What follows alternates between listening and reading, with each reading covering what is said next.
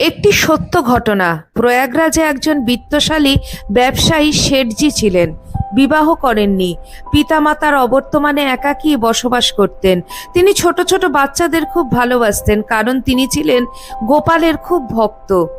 আর ভক্ত যে রূপে ভগবানকে চান, জীবের সেই রূপটি তিনি বেশি ভালোবাসেন। ধনী গরিব নির্বিশেষে সমস্ত বাচ্চাদের জন্য দুধ, ফল, মিষ্টি, খেলনা তিনি নিজে হাতে এনে দিতেন এবং মনে বড্ড তৃপ্তি পেতেন। নিজের বাড়ির ঠাকুর ঘরে একটি ছোট্ট গোপালের মূর্তি ছিল। তিনি তাকেই নিজের পুত্র মনে করতেন। কুঞ্জ নাম ছিল তার পুত্রের।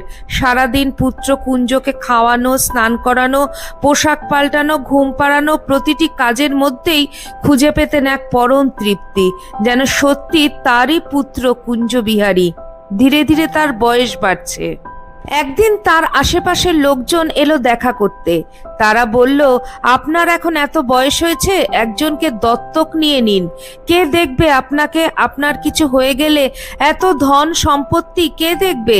শেঠজি হেসে বললেন, তোমাদের সম্পত্তি কে সামলাবে? তারা বলল, কেন, আমাদের ছেলেরা আছে, তারাই দেখবে। শেঠজি বললেন, আমারও কুঞ্জ বেটা আছে, সেই দেখবে। সবাই তার কথা শুনে হাসতে লাগলো। একজন বলল, ঠিক আছে, আপনার সম্পত্তি সামলাবে কুঞ্জবিহারী, কিন্তু মৃত্যুর পর আপনার অন্তিম সংস্কার কে করবে? শেঠজি আবার জিজ্ঞেস করলেন, আপনারটা কে করবে? লোকটি বলল, কেন, আমার পুত্র। শেঠজি বললেন, আমার অন্তিম সংস্কারও আমার কুঞ্জ বেটাই করবে। আমার পূর্ণ বিশ্বাস আছে আমার নিজের পুত্রের ওপর। সবাই শেঠজিকে পাগল মনে করে বিদায় নিল। এরপর একদিন শেঠজির মৃত্যু হলো। আশেপাশের লোকজন এলো, বিশেষ করে অনেক বাচ্চা তার অন্তিম যাত্রায় সামিল হলো। তারাও শেঠজিকে ভীষণ ভালোবাসতো। চিতা সাজানো হলো। একটি 7-8 বছরের শ্যামবর্ণ বালক খুব কাঁদছিল। সবাই ভাবলো, শেঠজি বাচ্চাদের এত ভালোবাসতো, একে দিয়েই মুখাগ্নি করানো হোক। তাই করা হলো। অন্তিম সংস্কারের পরে যমুনায় সবাই স্নান করতে নামলো, কিন্তু সেই শ্যামলা ছেলেটি উঠল না। সবাই অনেক খোঁজাখুঁজি করলো, যমুনার জলে খুঁজলো, কিন্তু তার দেখা মিলল না। শেঠজির কথা সবার মনে পড়লো।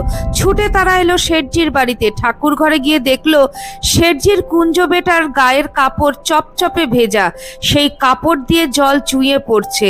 কুঞ্জবিহারীর সারা অঙ্গ দিয়েই যমুনার জল চুইয়ে পড়ছে, যেন এইমাত্র নদীতে ডুব দিয়ে স্নান করে উঠল। বলো জয় শ্রীকৃষ্ণ।